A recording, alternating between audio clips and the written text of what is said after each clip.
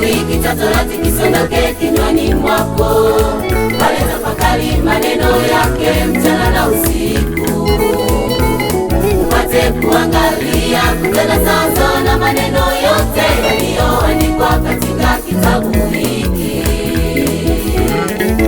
Kitabu hiki cha Torati kisiondoke kinywani mwako, bali tafakari maneno yake mchana na usiku, upate kuangalia kutenda sawasawa na maneno yote yaliyoandikwa katika kitabu hiki.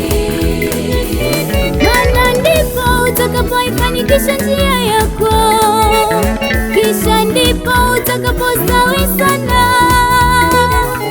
Maana ndipo utakapoifanikisha njia yako, kisha ndipo utakapostawi sana. Sisi mimi niliyekuamuru uwe hodari na moyo wa ushujaa mwingi, usiogope wala usifadhaike, kwa kuwa Bwana Mungu wako yu pamoja nawe kila uendako. Yoshua.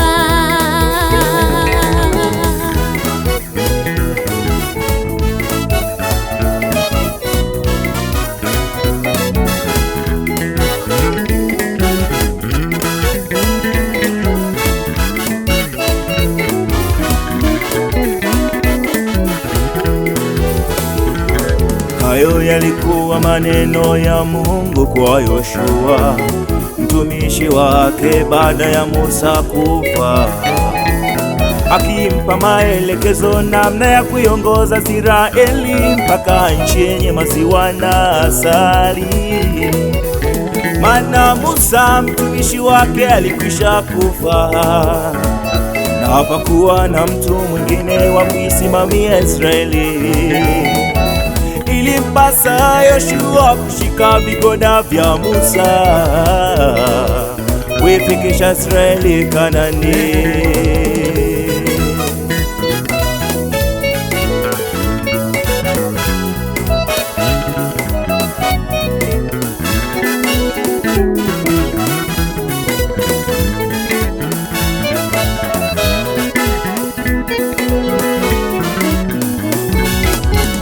Ulikuwa ni msimu mpya na mgumu kwa Yoshua, ulipeleka taifa la Israeli Kanaani. Alihitaji neno la Mungu na ujasiri mwingi wa kupambana na vizuizi vyote vinavyomzuia, na ujasiri mwingi wa kupambana na vizuizi vyote vinavyomzuia.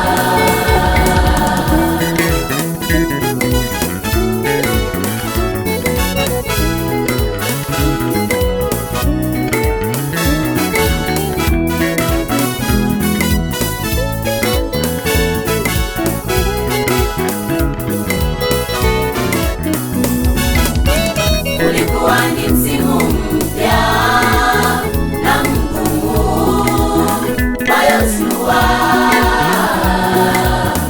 ulipeleka taifa la Israeli Kanaani. Alihitaji neno la Mungu na ujasiri mwingi wa kupambana na vizuizi vyote vinavyomzuia, na ujasiri mwingi wa kupambana na vizuizi vyote vinavyomzuia. Kwa uwezo wa Mungu Yoshua alilifikisha taifa la Israeli Kanaani. Kwa uwezo wa Mungu Yoshua alishinda vita vyote vilivyomkabili. Kwa uwezo wa Mungu Yoshua alifikisha taifa la Israeli Kanaani. Kwa uwezo wa Mungu Yoshua alishinda vita vyote vilivyomkabili.